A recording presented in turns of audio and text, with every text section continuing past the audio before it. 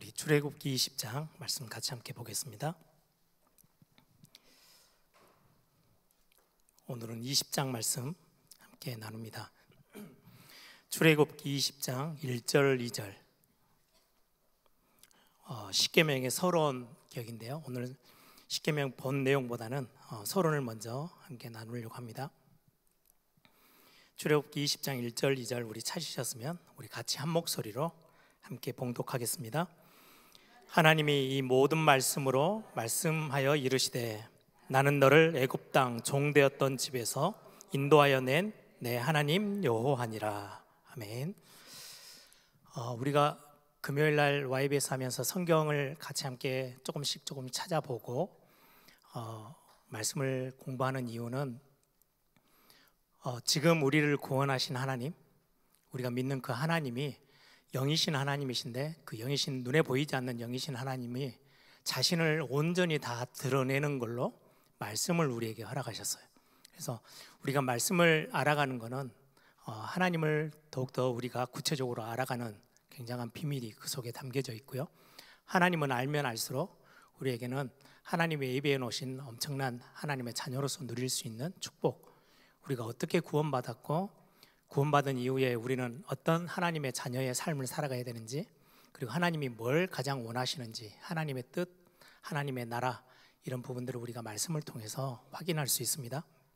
그래서 오늘 또 구약에 있는 굉장히 소중한, 어떻게 보면 모세오경, 창세기부터 시작해서 신명기까지 중에 굉장히 가장 중심에 있는 우리가 십계명이라고 말하는 말씀을 우리가 함께 간단히 좀 살펴보려고 하는데요. 가장 먼저 좀 서론에 관련된 부분들을 좀 찾아보고 십계명 전체적인 것, 또 그 뒤에 나오는 많은 하나님의 말씀들을 함께 살펴보려고 합니다. 우리가 보통 십계명 그렇게 하면 모든 신앙생활하는 분들이 굉장히 좀 딱딱하게 느끼는 부분이 있어요. 하나님이 정하신 법, 그래서 이거를 어기면 굉장히 재앙을 받고 심판을 받는 거, 그래서 여기에 하나도 어긋나서는 안 돼, 이런 좀 뭐라 그래야 되나요? 어떻게 보면 굉장히 오래된 고리타분한 하나님이 뭔가를 이렇게 오래전에 정해놓고 이대로 살아야 해, 뭐 이렇게 하는 좀 딱딱하고 경직된 하나님이 정하신 법, 이렇게 생각하는 경우가 대부분이에요. 그런데 사실은 이 전체적인 어떤 그림 속에서 나중에 이제 메시지를 같이 함께 나누겠지만 딱 그런 부분들은 아니에요. 지금 이 시대가 십계명을 대하는 태도에 대해서 우리를 그렇게 만드는 것 같아요. 예전에 사회 질서, 가정 질서를 유지하게 하기 위해서 우리 한국에도 간통법이 있었어요. 그래서 가정을 잘 지켜야 돼, 이렇게 하던 그 법이 어느 날, 이제 지금은 간통법이 폐지됐죠. 그러고 나니까 그 폐지되는 날 엄청난 많은 남자들이 술집에 가서 엄청나게 부어라 마셔라 했대요. 너무 기뻐가지고, 무슨 일인지는 모르겠지만 예전에는 그게 굉장히 가정을 지키는 소중한 법이었는데, 지금 우리 젊은 세대들한테 그거를 따져 물으면 굉장히 고리타분하고 뭔가 옛날에 매여 있는 사람처럼 그렇게 바라보는 시선이 있죠. 예전에는 당연히 헌법에도 결혼 그러면 한 남자가 한 여자와 결혼하는 거, 이렇게 돼 있던 거를 지금은 많은 선진 나라에서 그 법을 다 바꿨어요. 이름을. 결혼은 뭐냐, 한 사람이 한 사람과 결혼하는 거, 남자 여자를 빼버린 거예요. 그래서 동성애를 합법화 시켜 나가요. 그래서 당연히 결혼은 남자가 여자가 해야지, 거기에 대해서 굉장히 많은 부분에 그렇게 이야기하면 요즘 젊은 세대들은 저 사람 좀 이상해, 완전 구닥다리야, 완전 옛날에 매여 있는 사람이네, 이렇게 생각할 수 있어요. 얼마 전에도 제 아들이 학교에서 같은 반에 있는 친구하고 좀 많이 이렇게 좀 실랑이를 좀 벌였대요. 뭐 때문이야? 그랬더니 이 동성애 때문에. 우리 아이는 이제 교회에서 듣고 또 했던 것들 때문에 이거는 잘못된 거야 라고 했더니 굉장히 그거를 이상하다고, 너는 완전 옛날 사람처럼 왜 그렇게 해, 이렇게 하면서 같은 학교에 있는 친구인데 그렇게 접근을 하더래요. 우리가 십계명을 대할 때 저거는 교회가 옛날 걸 갖고 와가지고 자꾸 우리한테 이렇게 강조하네, 이렇게 느끼는 신자들이 굉장히 많아요. 네, 오늘 십계명은 그런 어떤 그림 속에서 받아들여지는 게 아니고 굉장히 우리 믿는 하나님의 자녀들에게는 굉장히 중요한 부분으로 말씀을 우리가 붙잡아야 되겠습니다. 먼저 우리가 오늘은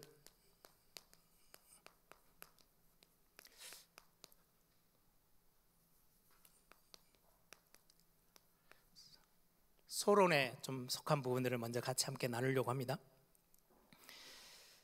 여러분들 보통 이해하기는 십계명 이렇게 하면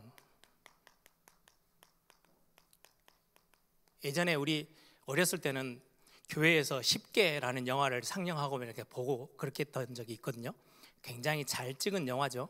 저도 그걸 여러 번 봤어요. 그래서 많은 장면들이 저는 영화를 하나 보면 영화를 보고 딱 돌아서면 잊어버려요. 내용이 하나도 제 머릿속에 안 남아 있어요.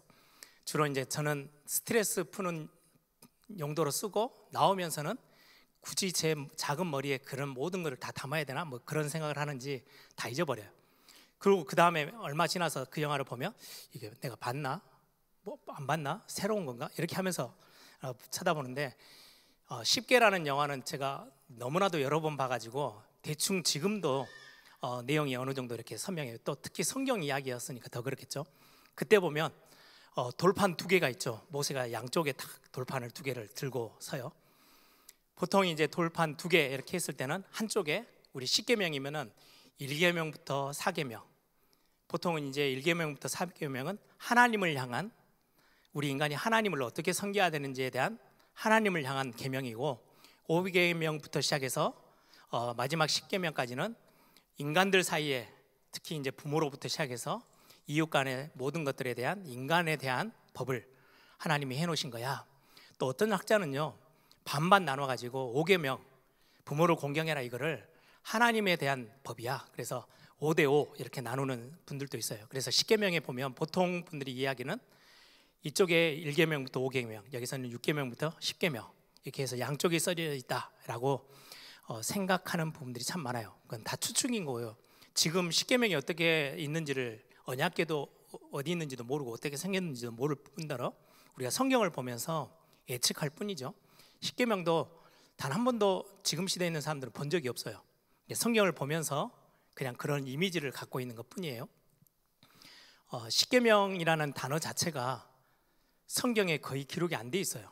십계명이라 하지 않고 성경에는 뭐라고 기록되어 있냐니까요. 하나님이 하신 10가지 말씀. 그래서 계명, 법 뭐 이런 개념보다는 하나님이 주신 10가지 말씀 이렇게 돼 있어요.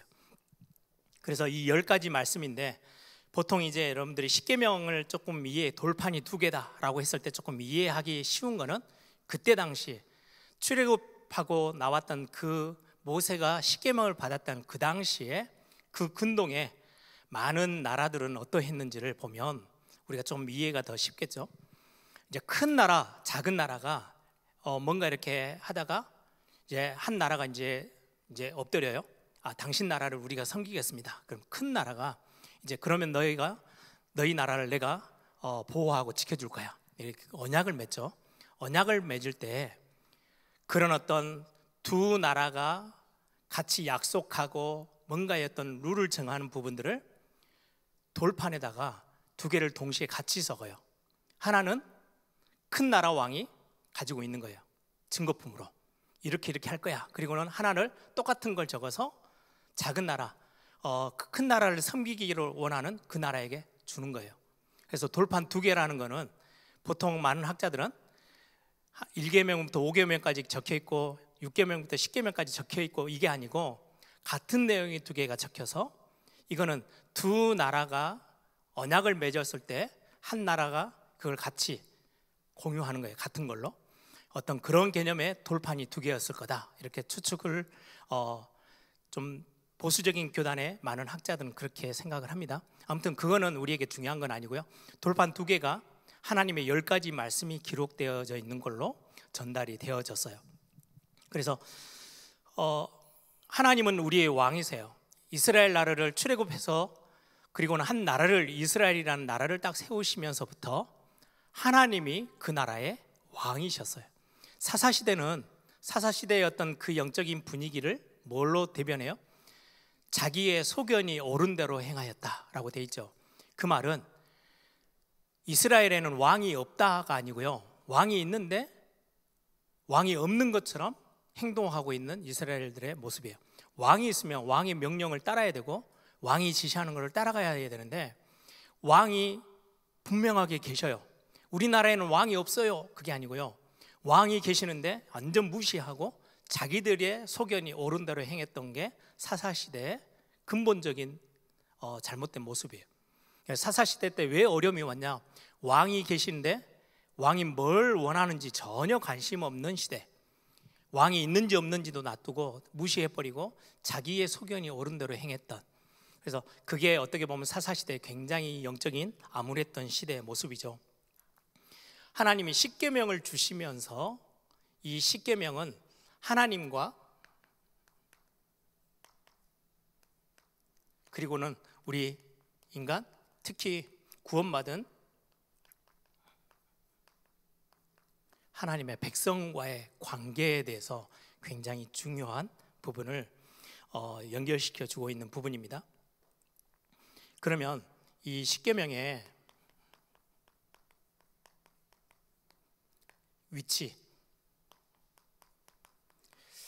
우리가 그냥 통상적으로 십계명 하면은 거의 대부분 다 십계명이라고 쓰고 있기 때문에 자료를 보니까 십계명이라는 이 단어를 사용한 게 초대교회 교부가 보통 이제 히브리인들은 하나님이 주신 10가지 말씀이라고 생각하는 것을 이제 아주 간추려서 그냥 10가지 계명, 그래서 십계명이라는 단어가 나중에 초대교회 교부를 통해서 그렇게 이제 그 단어가 쓰여지기 시작하면서 지금까지 쓰여지고 있어요.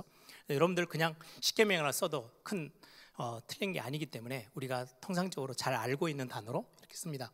십계명의 실제적인 어떤 위치, 2절을 한번 보세요. 십계명이 언제 주어졌는지, 나는 너를 애굽 땅 종되었던 집에서 인도하여 낸 내 하나님 여호와니라. 여기 보면 내가 애굽 땅 종되었던 곳에서 인도하여 낼 너희의 하나님 이렇게 돼 있지 않아요. 이미 구원했어요. 출애굽 시켜놨어요. 출애굽해서 홍해 건너서 나와서 시내산에 와 있는 백성들을 향해서 주신 하나님의 말씀. 그래서 우리는 십계명 그러면 제일 이렇게 빠르게 우리 머릿속에 들어오는 게 이 말씀을 어기면 안 돼. 근데 그런 개념이 아니고요, 이 십계명을 주고 10가지의 말씀을 쭉 주시고 이대로 안 살면 너는 애굽에서 못 나와 라고 하신 십계명의 위치가 그쪽에 있지 않아요. 그래서 우리에게 신앙생활 여러분들이 잘 찾아내야 되는 게요, 율법이 우리에게 먼저 주어진 게 아니고요, 은혜가 먼저 주어졌어요. 이미 출애굽에서 빼내고 바울은 뭐라고 출애굽 사건, 출애굽해서 홍해를 건너온 그 사건을 두고 바울은 뭐라고 해석을 성경에서 딱 한마디로 적용을 했냐니까요. 이스라엘 백성들이 애굽에서 빠져나와서 홍해를 건넌 거는 우리가 세례를 받은 거와 똑같다. 세례를 받은 거래요. 여러분, 세례를 받아야 구원받는 게 아니에요. 구원받은 자가 세례를 받아서 내가 구원의 백성이구나, 내가 하나님의 자녀가 됐구나 라고 하는 구원받음의 표징일 뿐이에요. 세례를 받는 순간 내가 구원을 짠 하고 넘어오는 그게 아니라는 거예요. 세례는 이미 구원받은 자들이 하나님 앞에서 행하는 표징에 불과해요. 그래서 굉장히 이 시간표는, 위치는 굉장히 중요해요. 십계명은 구원받아 출애굽해서 홍해를 건너서 나온 하나님의 백성들을 향해서 주신 말씀이 십계명이에요. 위치가, 그래서 유월절 이렇게 하면 구원과 상관이 있죠. 그리고 홍해 이렇게 하면 우리가 세례 받은 것과 같대요.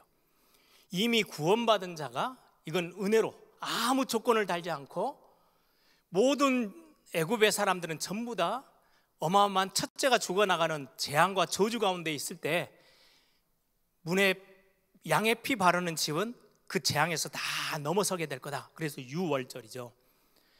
이 유월절 구원의 축복을 경험한 사람들이 은혜로 받은 이 축복에 세례까지, 확정까지 딱 지었어요. 이제는 홍해를 건너와서 광야로 내려와서 하나님이 부르신 그 호렙산에, 시내산에 딱 서요. 모세에게는 굉장히 중요한 걸 거예요.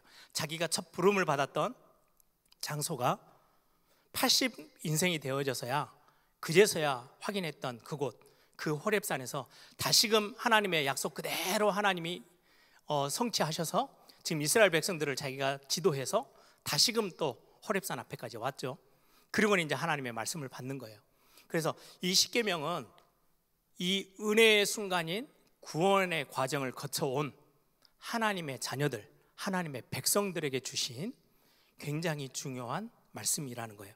그래서 여러분, 그 출애굽기에서 우리가 잘 이해하고 가야 될 부분이 큰 그림 속에서요, 출애굽은 구원에 관련된 많은 부분들, 어떻게 해서 애굽에서 종노릇 하던, 노예살이 하던 이스라엘 백성들이 어떤 하나님의 은혜를 입고 구원을 받게 됐는지 설명해요. 그리고는 그걸로 끝, 이게 아니고요, 출애굽기의 그 뒷부분은 전부 다 성막을 어떻게 만들어라, 어떻게 제단을 쌓아라, 구체적인 예배할 수 있는 부분에 대해서 언급을 하고 있어요. 구원받은 거 굉장히 중요하지만 구원받은 자에게 하나님이 원하시는 가장 중요한 거는 예배하는 거예요. 예배 생활을 하나님은 구체적으로 다루고 계세요. 그래서 구원받은 하나님의 백성들이 이제는 어떤 삶을 살아요? 모세가 바로에게 찾아가서 했던 말이 있죠. 우리가 3일길을 가서 하나님께 제사드리고 예배하고 오겠다. 그게 구원의 어떤 출애굽기에 굉장히 중요한 요소예요.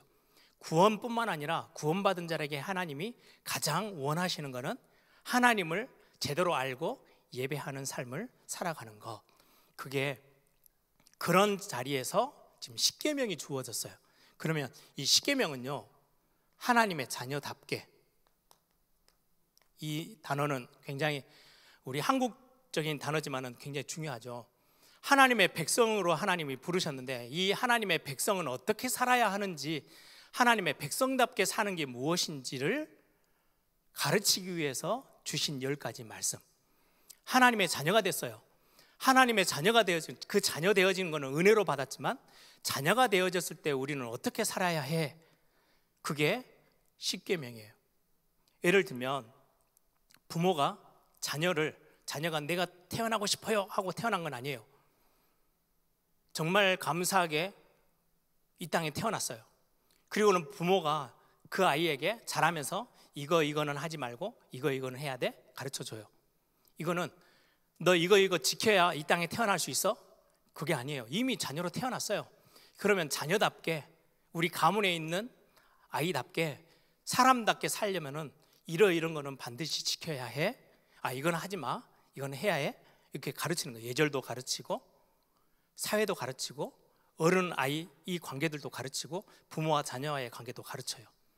이게 살아감에 있어서 굉장히 중요한 것처럼 하나님이 십계명을 주셔서 하나님의 백성은 하나님의 나라 안에서 어떻게 살아야 해, 하나님의 자녀는 아버지를 하나님을 모시고 사는 저와 여러분은 어떻게 살아가야 돼, 이것들을 말씀으로 가르치고 있는 게 십계명입니다.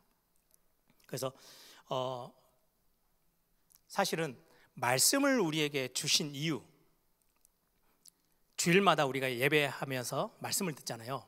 우리를 저울질하시기 위해서, 네 얼마나 잘하나 보자, 이 말 지키나 안 지키나 내가 쳐다보고 있어? 그렇게 해서 주시는 게 아니에요.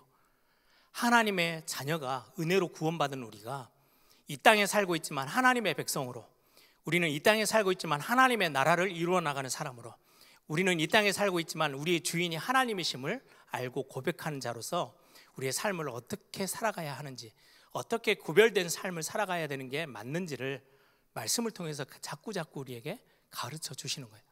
그게 우리에게 주신 말씀의 어떤 근본의 내용이죠. 그러면 십계명에 기능이 있어요. 몇 가지 십계명을 우리에게 주신 이유들이 있겠죠. 우리 성경을 한번 찾아볼까요? 로마서 3장 20절. 로마서 7장 먼저 볼게요. 로마서 7장 7절.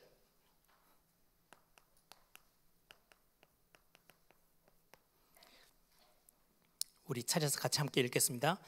그런즉 우리가 무슨 말을 하리요? 율법이 죄냐? 그럴 수 없느니라. 율법으로 말미암지 않고는 내가 죄를 알지 못하였으니 곧 율법이 탐내지 말라 하지 아니하였더라면 내가 탐심을 알지 못하였으리라. 율법의 기능이에요. 십계명의 기능이 뭐냐니까, 우리는 막 남의 물건을 탐내는 거, 탐욕은 죄라는 것 자체는 몰라요.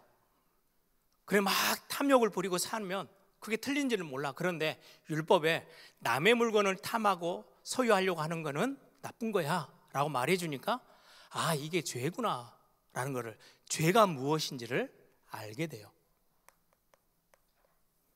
이거는 율법의 어마어마한 기능이에요. 우리가 막 마음대로 살 수 있어요. 그런데 이거는 나쁜 짓이야, 이거는 틀린 거야, 이건 하면 안 되는 거야 라고 정해주니까 우리가 그 법을 알고, 우리가 죄라는 게, 아, 이거는 죄구나, 이건 하면 안 되는 거구나, 우리가 인지하고 알게 되는 거죠. 죄를 죄로 알게 되어지는 거. 이걸 모르면, 예를 들면 다윗이 왕권을 가지고 살아가는 왕으로 딱 위에 이제 앉아 있어요. 모든 주변의 모든 나라들은 왕이 되어지면 어떤 여자든지 취하면 돼요. 그게, 왕은 그런 능력이 있는 사람이에요. 그런 권세가 있어요. 그러니까 남의 여자든 누구든 자기가 원하면 그냥 데리고 와서 자기 걸로 취하면 돼. 그게 모든 주변의 나라에서는 왕이 하는 일이에요. 그게 나쁜 거라고 전혀 생각이 안 돼요. 그래서 우리아의 아내 밧세바를 취해요. 그때 하나님이 나단 선지자를 보내서 그건 죄야. 그때서야 다윗이요, 완전 엎드려져서 하나님 앞에, 완전 내가 죄인입니다, 용서받을 수 없는 죄를 지었네요. 그제서야 그게 하나님이 보시기에 얼마나 큰 죄인지를 인식하게 돼요. 모든 나라는 다 이상한 짓을 하는데 그게 이상한 게 아니에요. 모든 주변에 있는 모든 나라들이 다 그렇게 하고 있어, 왕이면. 그럼 다윗도 당연히 그게 죄인지 죄 아닌지도 모르는데 행했다가 하나님이 어마어마한 말씀으로 그거는 아니야, 그거는 죄야 라고 가르쳐 주시니까 그제서야 완전히 엎드려지죠. 또 다윗의 큰 특징 중에 하나가, 죄라고 지적했을 때, 하나님이 지적했을 때 곧바로 회개하고 하나님 앞에 엎드리는 거. 어떻게 보면 깨끗해서 실수가 없어서 하나님이 너는 내 마음에 합한 자야 라고 해주신 게 아니고요, 말씀 앞에 순종하고 말씀 앞에 엎드릴 수 있는 사람이었기에 다윗은 인정받았던 부분이에요. 이토록 로마서에는 율법은 뭐냐, 하나님이 주신 법은 죄가 무엇인지를 알게 하는 거래요. 그리고는 로마서 3장 20절 함께 보겠습니다. 조금 앞으로 가셔서요. 율법의 기능입니다. 십계명의 기능. 20절 함께 같이 읽습니다. 그러므로 율법의 행위로 그의 앞에 의롭다 하심을 얻을 육체가 없나니 율법으로는 죄를 깨달음이니라. 죄를 깨닫게 돼요. 아, 나는 죄인이구나. 이제는 뭐가 죄라는 걸 알게 돼요. 그리고는 나에게 딱 비춰보니까 내가 이 율법을, 하나님의 법을 피할 수 없는 완전한 죄인이구나 라는 것을 발견하게 돼요. 그러면 하나님 앞에 엎드리는 거죠. 죄인인데 우리가 어떻게 해야 됩니까? 그제서야 하나님의 은혜를 구하고 하나님의 그 긍휼하심을 구하게 되는 거죠. 그래서 죄를 알게 돼요. 그래서 하나님이 율법을 주시고 십계명을 주셨을 때는요, 우리 예전에 그런 거 있죠. 우리가 막 한때 이제 뭐 고속도로든지 교통법규를 이렇게 정해놓고 우리가 이제 운전하는 분들이 하는 이야기예요. 아, 지금 뭐 국가가 세금이 떨어졌나? 왜 갑자기 경찰들이 다 나와가지고 저렇게 딱지를 많이 끊고 있지? 막 욕을 할 때가 있죠. 교통법규는 경찰들이 이렇게 숨어 있다가 딱 어기면 나와가지고 딱지를 끊기 위해서 국가에서 사실은 만든 법이 아니에요. 근데 우리가 이제 자꾸 우리를 제재하고 막 하니까 우리가 뭔가 이렇게 말을 만들어내는 거죠. 사실은 어떤 국가든지 딱지 끊기 위해서, 벌금을 매기기 위해서 교통법규를 만드는 나라는 없어요. 교통법규를 만들어 놔야 이게 안전한 사회가, 질서가 유지가 되어지는 거예요. 예전에 우리나라는 그렇게 자주 있는 길은 아닌데요, 해외 나가보면 이렇게 로타리, 길이 이렇게 한 4-5개가 이렇게 있고 갈라지고 가운데 동그랗게 로타리가 있어요. 로타리가 거의 없는 나라가 미국 같은 나라예요. 미국은 그런 게 필요가 없죠. 근데 유럽에 가면 굉장히 많거든요. 그래서 옛날 그런 우스갯소리가 있어요. 미국 사람이 유럽에서 운전을 하다가 로타리 안에 들어갔는데 언제 나와야 될지 몰라가지고 하루 종일 빙빙 돌았대요. 이제 진짜 있는지 없는지는 모르겠지만, 그래서 법이 정해져 있어요. 어떤 차가 로타리에 들어오면 누가 먼저 나가야 되고 누구는 양보해야 되는지 법으로 정해놨어요. 근데 그 법을 모르니까 언제 나가야 될지 언제 들어가야 될지 잘 모르는 거죠. 교통법규를 만든 거는 딱지를 어떻게 네가 잘못하나 잘하나 따져봐가지고 벌금 매기기 위해서 법을 정한 건 사실은 아니에요. 그걸 악용하는 것뿐이지, 하나님이 우리에게 법을 정하셨을 때는 네가 잘못하나 안 잘못하나 내가 계속 쳐다보고 있어, 그게 법의 목적이 아니에요. 십계명의 위치는, 그리고 십계명의 기능은 죄가 무엇인지를 알려줘요. 하나님이 원하지 않은 것은 뭐야? 알려줘요. 그리고는 내가 죄인이구나, 나에게 은혜가 필요하고 나에게 구원이 필요하구나, 하나님의 긍휼하심이 필요하구나 라는 걸 알려주는, 굉장히 중요해요. 그래서 부모가 법을 정했을 때는 자녀가 가정 안에서 행복함을 누리고 자녀로서의 정말 안전한 속에서 부모의 사랑을 받게 하기 위해서는 기본적으로 이거는 지키고 살아야 해. 그게 집에서 정한 거예요. 예를 들면, 야, 너가 옷을 한두 번 입고 좀 더러워지면 내놔. 그것도 그냥 바닥에다 아무렇게 던져놓지 말고 빨래통에 넣어. 그게 정한 거야. 부모가, 어머니가 그렇게 이야기했을 때는요, 집 전체 분위기에 좋은 거를 위해서 그렇게 하는 거예요. 아무렇게나 옷 벗어서 아무렇게나 막 다 집에 던져놓고 나면 그 집이 평안한 집이 안 되잖아요. 그래서 평안한 집, 행복한 집을 만들기 위해서 최소한의 것들은 이건 지켜야 돼. 이거는 이렇게 하는 게 가장 좋아. 그게 집에서 정한 법처럼 하나님의 자녀, 하나님의 나라, 구원받은 하나님의 자녀는 이렇게 살아야 해. 그게 굉장히 중요한 행복과 안전과 우리를 지켜낼 수 있는 하나님의 법이에요. 나중에 이제 그런 부분들이 나와요. 예전에도 말씀드린 것처럼, 야, 너가 부정한 걸 만졌으면 반드시 너는 격리하고 며칠간은 격리해. 그리고는 흐르는 물에 네 손을 씻고 몸을 다 씻어야 돼. 물이 저장돼 이렇게 고여있는 물은 안 돼요. 왜요? 깨끗해질 수가 없거든요.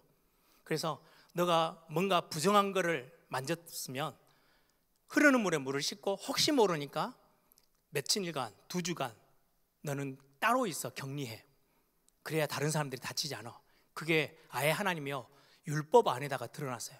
그러다 보니까 한때 유럽에 어마어마한 많은 전염병들이 퍼질 때 유대인들은 그런 전염병의 피해를 거의 보지 않았대요. 왜요? 뭔가 이상한 데 갔다 오면 흐르는 물에 손을 씻고 몸을 씻고, 그리고는 진짜 뭔가 이상이 몸에 생겼다? 그럼 격리하는 게 과거로부터 온 율법에 있는 법이에요. 그거는 이스라엘 백성들을 뭔가 막 끈으로 묶어가지고 꽁꽁 묶어서 꼼짝도 못하게 만들기 위한 법이 아니고 그들을 지켜내기 위한, 굉장히 많은 병균과 세균과 이런 것들에 있어서 하나님이 하나님의 자녀들을 지켜내기 위한 거예요. 근데 그런 위치나 기능을 잘 모르면 하나님은 뭘 이렇게, 다른 나라는 그런 것도 없는데 우리한테는 너무 심하게 간섭하시네? 이렇게 보여질 수 있는데 그게 아니라는 것을 우리는 성경을 통해서 조금씩 더 확인해 가려고 합니다. 한 구절을 더 보겠습니다. 갈라디아 3장 23절 24절 한번 찾아보기 바랍니다. 갈라디아서 3장 23절 24절 우리 함께 같이 한번 읽어보겠습니다. 믿음이 오기 전에 우리는 율법 아래 매인 바 되고 계시될 믿음의 때까지 갇혔느니라. 이같이 율법이 우리를 그리스도께로 인도하는 초등교사가 되어 우리로 하여금 믿음으로 말미암아 의롭다함을 얻게 하려 함이라. 믿음이 오기 전에 우리는 믿음으로 그리스도를 바라보고 믿음으로 인해서 우리는 구원을 얻고 그 어마어마한 은혜 속에 동참하게 되는데, 이 믿음이 오기 전에 우리는 율법 아래 매인 자처럼 있었대요. 그런데 이 율법으로 인해서 이게 죄구나, 그러고 따지고 보니까 나는 죄인이네. 그래서 하나님의 전적인 하나님의 은혜가 있어야 되구나. 그 은혜로 이 죄의 모든 문제를 해결하기 위해서 우리에게 그리스도를 보내셨네. 그래서 우리에게 믿음을 갖게끔 하시는 거죠. 그런 것처럼 이 율법은 24절에 보니까 우리를 그리스도께로 인도하는 초등교사가 되었다. 우리를 죄라는 것을 인지시키고 죄가 무엇인지 알게 하고 우리가 죄인이라는 것을 알게 해서 결국은 하나님 앞으로 그리스도가 필요한 존재라는 것을 알도록 우리를 믿음으로 인도해내는, 그리스도께로 인도해내는 초등교사의 역할을 율법이 하는 거예요. 그리고는 십자가에서 예수 그리스도가 죽으시고 부활하시면서 이 율법을 이제는 더 이상 그리스도 안에서는 이 율법이 필요가 없어요. 그리스도께로 인도하기 위해서 필요한 거기 때문에 그리스도께서 이 율법을 폐기 처분한 게 아니고요, 완성시켜 버리셨다라고 성경은 말씀하고 있어요. 그래서 이 율법이라는 거, 십계명은 우리를 가둬놓고 죽이기 위한 게 아니고 하나님께로 더 시선을 두고 하나님으로부터 은혜를 덧입는 게 무엇인지를 알게 하기 위해서 죄가 무엇이고 죄인이 어떤 것이고 죄인은 어떤 벌을 받아야 되는데 우리는 어떻게 하나님 앞에 은혜를 구하고 살아가야 되는지를 아주 구체적으로 우리에게 가르치는 게 하나님이 정하신 법이에요. 그래서 우리가 십계명은 고리타분한 하나님이 정해놓고 우리를 저울질하고 뭔가 하나 한번 걸려라, 걸리기만 하면 너는 죽는다, 이런 식의 하나님의 옹졸한 하나님으로 우리는 자꾸 오해할 수 있는데 그게 아니라는 거예요. 교회 가면 옛날 그것도 성경에 있는 구약에 있는 걸 가지고 자꾸 우리를 잣대 삼아서 우리를 어렵게 힘들게, 그래서 많은 젊은 세대들이 교회를 오기 싫어해요. 사실은 하나님의 말씀, 뭐 율법이라고 하는 거, 그다음에 십계명, 이런 부분들이 틀린 게 아니고 옛날 게 아니고 사실은 우리를 살리고 우리에게 참된 행복과 안전함을 주기 위해서. 부모들이 야, 이렇게 길이 있을 때는 도로 밖으로 나가면 안 돼. 어떨 때는 큰 소리를 내기도 해요. 왜요? 그러면 큰 사고가 나니까 사고를 미리 예방하기 위해서 못 나가게 하는 거예요. 이럴 때는 네 혼자 가면 안 돼. 이럴 때는 반드시 어른과 손잡고 가야 돼. 이런 많은 것들을 아이는 되게 싫어하죠. 아, 이것저것 다 간섭하네. 간섭하는 게 아니에요. 어른이 볼 때는 아이에게는요, 필요한 거거든요. 그래야 지켜낼 수 있고 안전하게 많은 것들을 보호할 수 있기 때문에. 그래서 하나님이 우리에게 주시는 십계명, 그래서 이게 단순히 계명 이렇게 되는 게 굉장히 딱딱하게 느끼는데 하나님이 주신 10가지 말씀이라고 여러분들이 이해하시는 게 가장 좋겠습니다. 그래서 신명기까지 다 해서 뭐 대단한 학자들이에요. 성경을 다 해봤더니 613개 율법이, 신명기까지 해서 하나님이 해라 하지 마라 이렇게 돼 있는 율법의 개수가 613개래요. 그 중에 248개는 하지 마라, 좀 소극적으로 이건 하면 안 돼, 이건 하면 해서는 안 되는 거야. 그리고는 365개는 적극적으로 이건 이렇게 해야 돼, 뭐 이렇게 율법을 나눠서 이렇게 막 따지시는 분들이 있어요. 율법의 개수가 이렇게 많다고 하지만 성경에서는 십계명에서 이제 이거를 총체적으로 한 613개나 되는 거를 하나로 딱 축약해서 뭐라고 말해요? 하나님을 향한 거, 그리고 인간 사이에서 행해야 될 거, 이렇게 딱 간추렸어요. 예수님은 이 613개나 되어지는 하나님의 율법을, 하나님의 법을 간단하게 설명해요. 하나님을 네 마음과 생명과 뜻 다해서 하나님을 사랑해. 그리고 하나님 사랑하듯이 이웃을 사랑해. 사랑이라는 단어로 이 율법, 구약에 있는 전체적으로 펼쳐져 있는 율법을 딱 한마디로 요약하고 줄여버리셨어요. 하나님을 사랑하는 거야.